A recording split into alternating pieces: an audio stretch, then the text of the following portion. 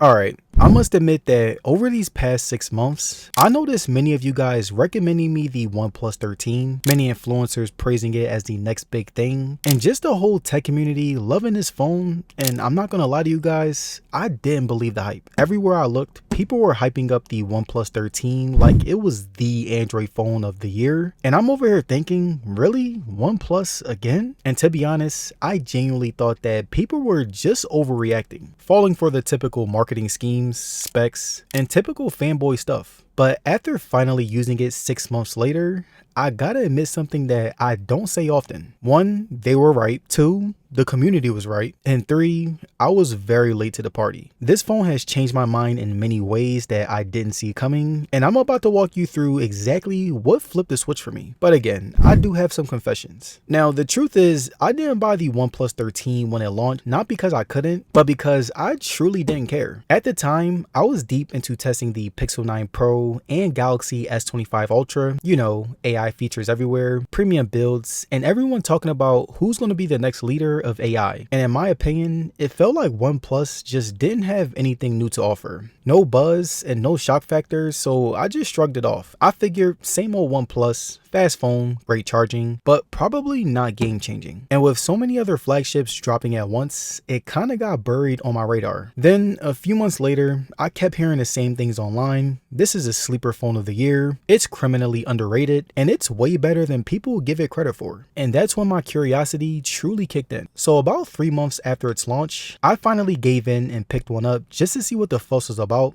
No expectations, no bias. And I must admit that I was not ready for what this phone actually delivered. Now, before I share my full analysis with the OnePlus 13, I would like to introduce you guys one of the most productive earbuds that I've ever owned, the Volume Rec Dot earbuds. Now, the Volume Rec Dot earbuds aren't only special because they have excellent audio quality, a premium yet portable durable case, and a comfortable snug fit that fits into my ears nicely. But the main feature that makes these earbuds the most productive thing that I've owned is the fact that they can transcribe audio in real time. So if you're a student who needs help understanding your professor in class, you're recording an important phone call, or your work involves a lot of notes or conversations that need to be remembered, these will not only be able to understand and write down every single thing that was said, but they can also understand different voices and label them so you know who said what. You can either wear these earbuds or place them in a case to capture small group meetings in rooms with a pickup range of up to 7 meters. Audio can be translated into 13 different languages. It has smart active noise cancellation that will limit distractions. The battery lasts up to 13 hours with the charging case and up to 9 hours without it. And it even has fast charging with 20 minutes of charge, bringing your charging case up to 70%. And the final cool thing that I loved about these earbuds is that they have their own special AI that can automatically create short summaries and make to-do lists from your recordings. So if you are interested in the Rec Dot wireless earbuds, click the link in the description and comment section of today's video. Now, starting with the physical stuff, when I first unboxed the OnePlus 13, I knew this thing wasn't playing around. The first thing that I noticed was the weight. It's got that very premium feel to it, heavier than most phones, but in a good way. Not iPhone 16 Pro Max dense, but solid enough that it instantly feels expensive. The flat aluminum edges gives it that squared off industrial grip, and it kind of reminded me of holding a mirrorless camera. Now the back, this part is really underrated, and I gotta say, it changes the whole vibe. It's soft touch, grippy,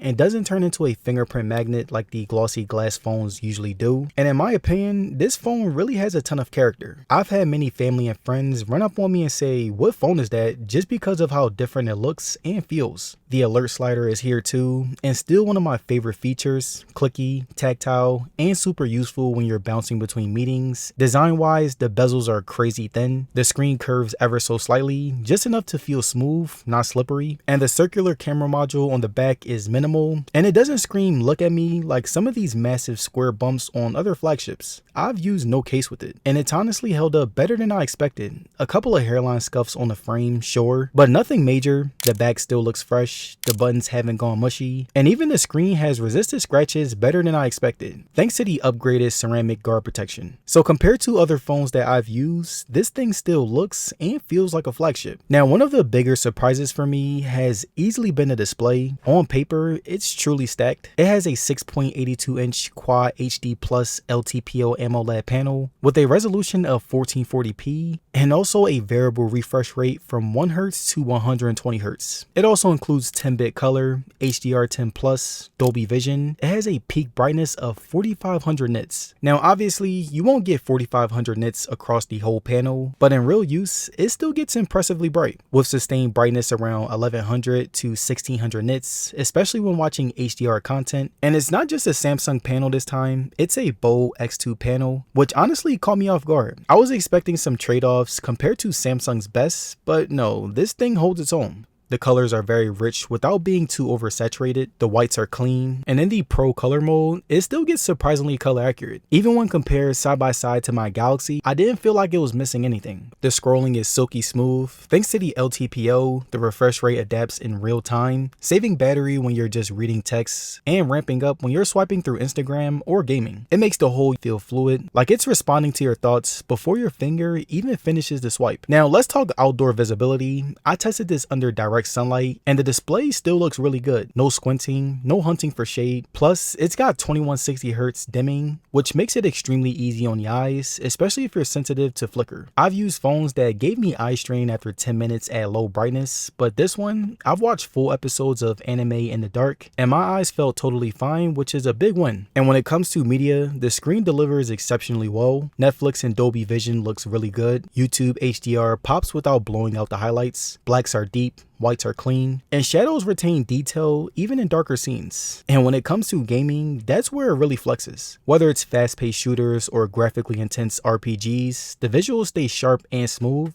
with really good touch responsiveness and no lag or ghosting that I could notice. So yeah, I was not expecting a display this good from a non-Samsung panel, and after 6 months, there's been zero burn-in, no discoloration, and no brightness drops. It still looks as sharp as day one. But when it comes to the only slight nitpick, if you're ultra sensitive to PWM flicker, you might catch it at a very low brightness under 20 nits, but honestly, that's pushing it. For most people, including me, it's barely noticeable at all. Now, when it comes to battery, this is where the OnePlus 13 flexes even more. On the spec sheet, you're getting a 6000 mAh battery, which is one of the largest among mainstream flagships right now. And it's not just a big number on paper. In real life, it lasts a really long time. I consistently pull 7 to 8 hours of screen time, even with mixed use, Instagram, YouTube, gaming, browsing, you name it. And it also has 100-watt fast charging, which is even crazier. That's 0 to 100% in about 40 minutes depending on the background activity and temperature. And yes, the charger actually comes in a box. Meanwhile, other flagships are still making you buy bricks separately just to crawl to 50%. And what really surprised me was just how cool it stays during charging. OnePlus uses a dual cell battery system and an intelligent thermal management chip, so even when fast charging, it doesn't get too hot but just slightly warm. Of course, the battery health is still great. I haven't noticed any noticeable drops in screen on time, and the battery diagnostics still show it's operating at full to close capacity compared to my iPhone 15 Pro Max, which went down a lot in about 6 months. So yeah,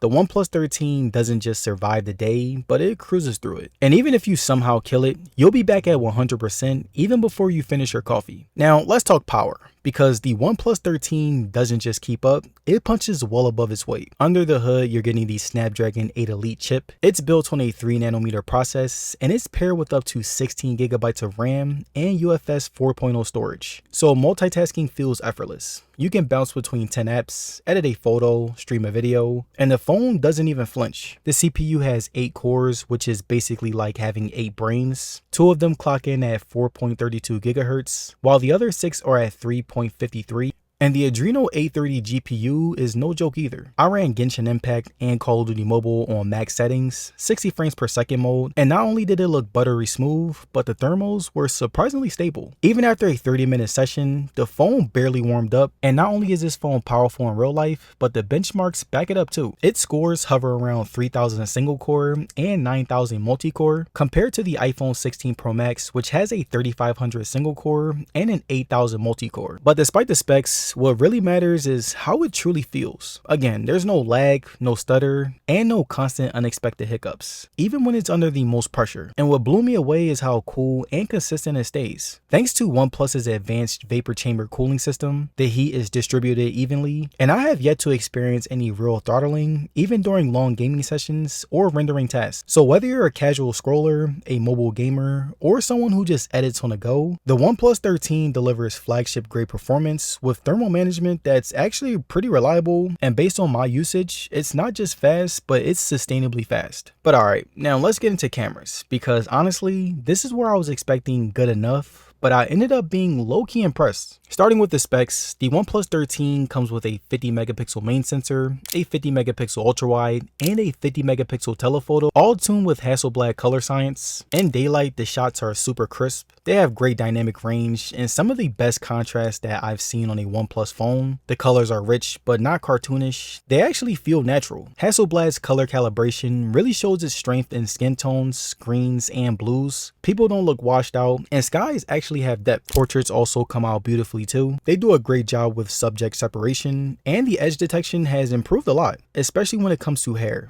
It's not quite pixel level magic, but it does hold up in its own space. Now moving on to video, you get 4K at 30 to 60 frames per second, 8K at 30 frames per second, and even 4K HDR with Dolby Vision. The stabilization is really smooth, and walking shots or handheld pan movements stay usable, which is really helpful if you do casual content creation or vlogging. Colors and videos are balanced, the focus is fast, and even in tricky lighting, the exposure doesn't jump around like it used to on older OnePlus phones. So is it the best camera out there? Not quite. If you're ultra picky about shadows or low light detail, the Pixel 9 Pro still is better. This is still a huge leap for OnePlus itself, and they honestly compete with a lot of top tier phones. So if you're someone who wants versatility, reliable sharpness, and excellent color without needing to babysit every shot, the OnePlus 13's camera system is a legit contender. Now when it comes to software, it runs Oxygen OS 15 on top of Android 15. It feels snappy, animations are fluid, transitions are smooth, and there's zero lag switching between apps or pulling up the multitasking menu. It finally feels like Oxygen OS has found its rhythm again, clean, fast, and modern without feeling stripped down. And OnePlus has really stepped up their update game. You're getting 4 major Android version updates, which means that this phone will be supported all the way up until Android 19. Plus you get 6 years of security patches, which is a really good deal. And when it comes to bloatware, there's barely any. No weird clone apps or unnecessary tools hiding in a drawer. It keeps things light. Customization is where Oxygen OS still shines. From icon packs to system-wide accent colors and animation speeds, you can really tailor the UI to feel like your phone. And if you're the type of person that tweaks every little detail, then you're gonna love it. As for bugs, honestly, after a couple months of use, I've had maybe 1 or 2 minor hiccups, like the Bluetooth randomly disconnecting from my earbuds once, or the fingerprint reader taking longer than expected, but nothing that stuck around, and OnePlus has been pretty fast with rolling out fixes. Now when it comes to smart features, there is a decent lineup: AI image enhancement for photos, smart sidebar for multitasking, and even some on-device AI suggest settings based on your usage habits, like predicting which apps you'll open based on time and place.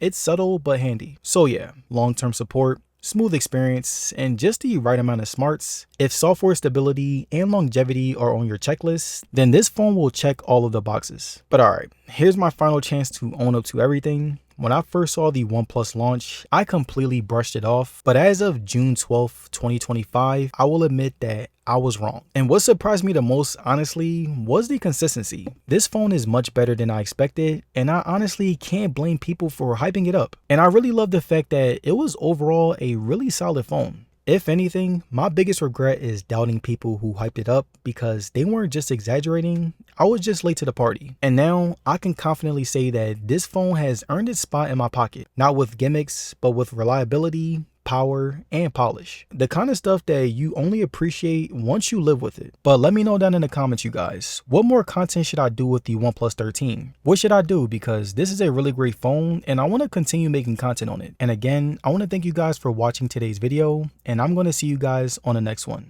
Peace.